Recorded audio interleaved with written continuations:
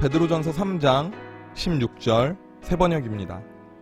선한 양심을 가지십시오.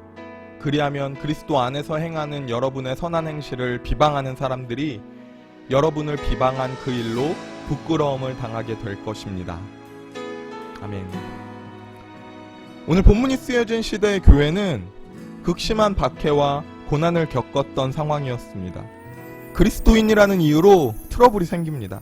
그리스도인이라는 이유로 불이익을 당합니다. 순교를 당합니다. 그런데 그랬던 초대교회의 부흥의 방법은 무엇이었을까요? 그럼에도 그들은 최선을 다해 선을 행합니다. 그 상황 속에서도 나의 유익을 구하지 않는 사랑이 있습니다. 이것이 초대교회의 부흥의 방법이었습니다. 오늘 본문에서는 박해 가운데 선한 양심을 가지라고 말합니다. 조금만 나의 유익을 구하면 손해 안 볼 수 있습니다. 조금 덜 힘들 수 있습니다. 그런데 초대교회의 그리스도인들은 그렇게 안 사는 거예요. 하나님께서는 모든 인간에게 죄를 깨달을 수 있도록 최소한의 장치를 해두셨습니다. 그것이 바로 양심입니다. 이 양심은 우리를 그리스도께로 이끕니다. 그러므로 우리는 정직하게 반응해야 합니다. 죄에 무뎌지면 안 됩니다. 그리고 우리가 예수 그리스도를 믿음으로 영접할 때에 이 양심을 온전하게 회복시키십니다. 야고보서 1장에서는 이 양심을 저버리는 자를 말합니다. 야고보서 1장 23절 24절입니다. 누구든지 말씀을 듣고 행하지 아니하면 그는 거울로 자기의 생긴 얼굴을 보는 사람과 같아서 제 자신을 보고 가서 그 모습이 어떠했는지를 곧 잃어버리거니와. 아멘. 말씀을 듣습니다. 스스로 알아요. 그런데 안 합니다. 그리고 자기 자신의 모습이 어떠했는지 잊어버립니다. 양심을 저버려요. 우리도 그럴 때가 있습니다. 알면서도 철판을 깔고 안 합니다. 왜? 내가 손해보니까.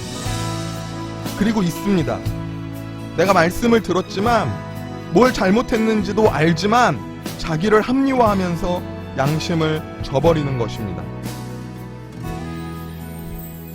예수님을 믿고 나서 우리에게 생기는 변화가 무엇입니까? 예수님이 내 마음의 주인 되십니다.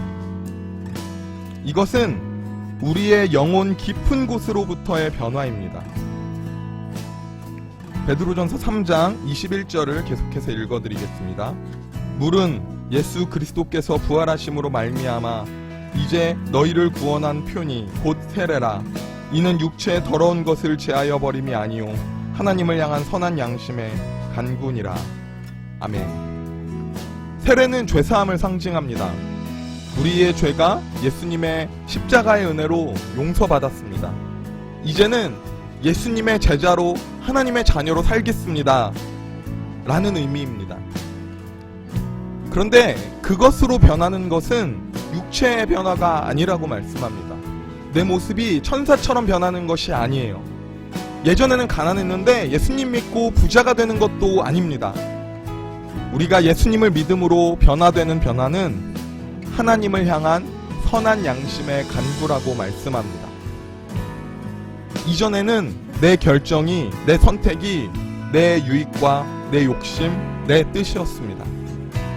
그런데 이제 하나님을 향한 선한 양심으로 말미암아 내 선택과 결정이 변합니다.